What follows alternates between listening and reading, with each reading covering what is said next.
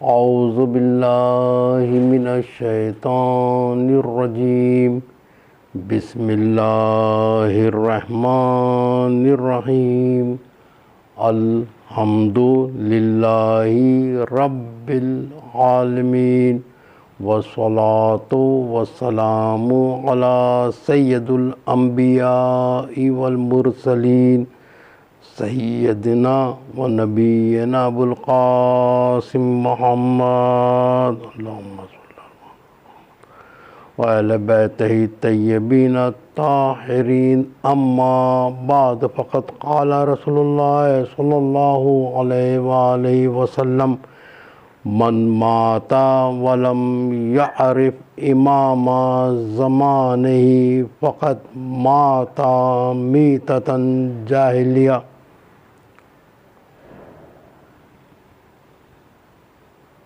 عزیزان محترم، مختصر سی گفتگو میں میں چاہتا ہوں کہ کچھ پیغام معرفت امام زمانہ اور ہمارا کردار کے حوالے سے آپ تک پہنچے۔ ابھی میں نے رسول اکرم صلی اللہ علیہ وآلہ وسلم کی حدیث مبارک کی تلاوت کا شرف حاصل کیا۔ رسول اکرم فرماتے ہیں، جس کا مطلب یہ ہے کہ جو شخص اپنے زمانے کے امام کی معرفت کے بغیر فوت ہو وہ جاہلیت کی موت مرا۔ اب یہ جاہلیت سے مراد چھٹے امام جعفر صادق علیہ السلام ارشاد فرماتے ہیں، جاہلیت سے مراد گمراہی اور کفر کی موت۔ اب میں یہاں یہ عرض کرنا چاہوں گا کہ انسان اپنی زندگی میں کتنی ہی نمازیں ادا کرتا رہے، روزے رکھتا رہے اور شب بھر عبادت انجام دیتا رہے اور حقوق العباد انجام دیتا رہے، عمرہ و حج ادا کرتا رہے، تو یہ اس وقت تک قبولیت کے درجے پر فائز نہیں ہو سکتا جب تک کہ وہ انسان امام زمانہ کی معرفت نہ رکھتا ہو۔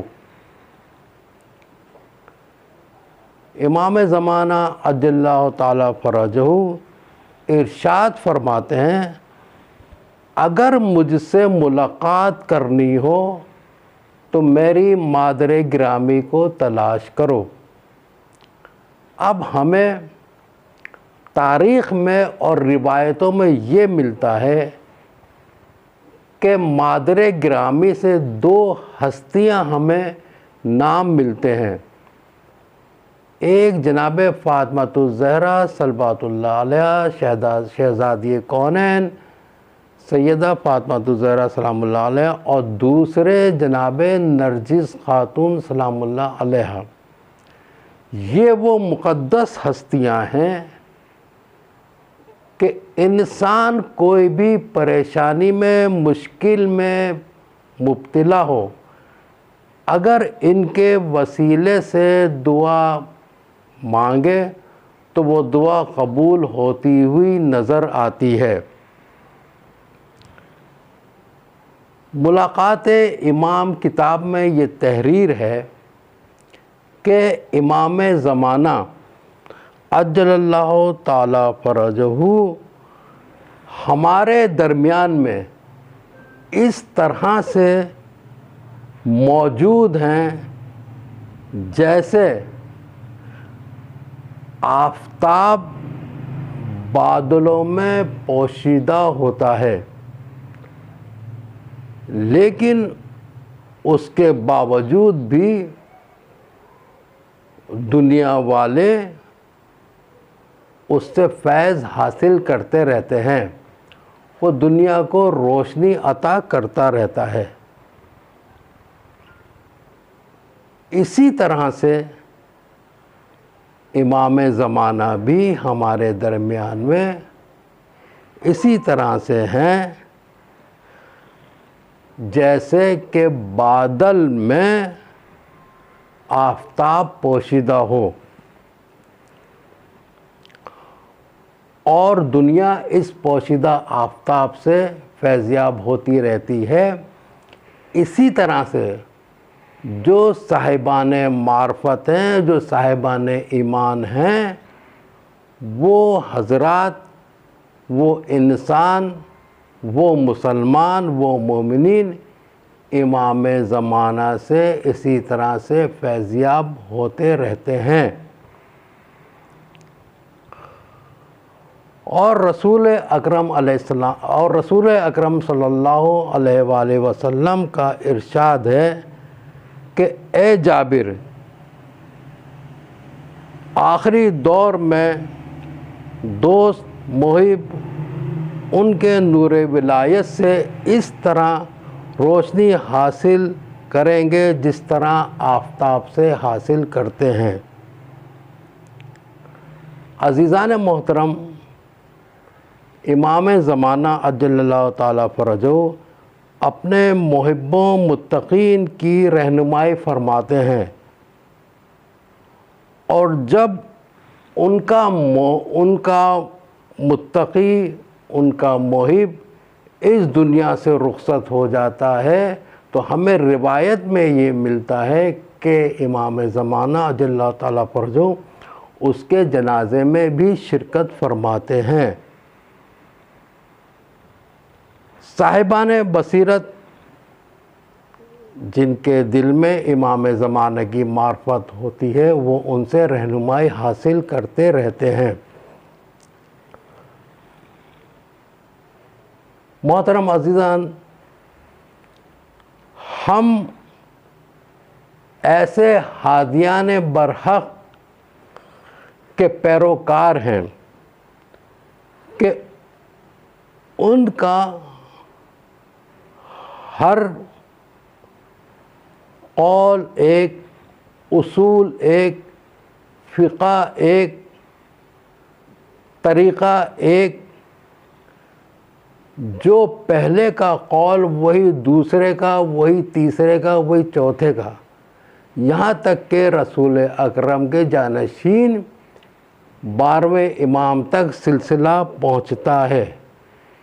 اسی لیے رسول اکرم نے ارشاد فرمایا، اولنا محمد، اوسطنا محمد، آخرنا محمد و کلنا محمد۔ اور ہمیں چاہیے جب ہم یہ دعویٰ کرتے ہیں کہ ہم امام زمانہ عجل اللہ تعالیٰ فرجہ اہل بیت کے پیروکار ہیں، ان کے ماننے والے ہیں، تو ہمیں ان کی سیرت پر، ان کے عمل پر، ان کے قول پر ہمیں عمل کرنا چاہیے۔ ہمارا کردار ان کے قول و عمل کے مطابق ہونا چاہیے۔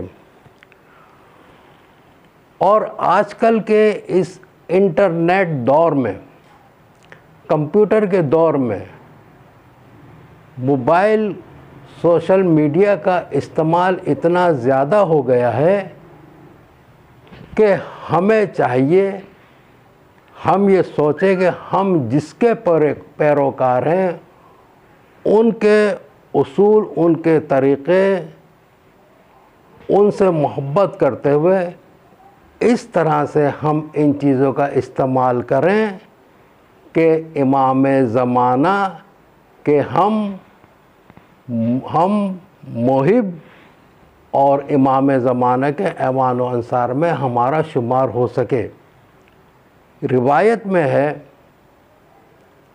کہ ہر شب جمعہ انسان کے اعمال امام زمانہ کے حضور پیش ہوتے ہیں۔ اب اگر جس انسان کے اعمال اچھے ہوتے ہیں، امام زمانہ خوش ہوتے ہیں، تو اب آپ یہ سوچئے کہ ہمیں امام زمانہ کو خوش کرنا ہے یا خود اس کا آپ مطلب نکال لیجئے۔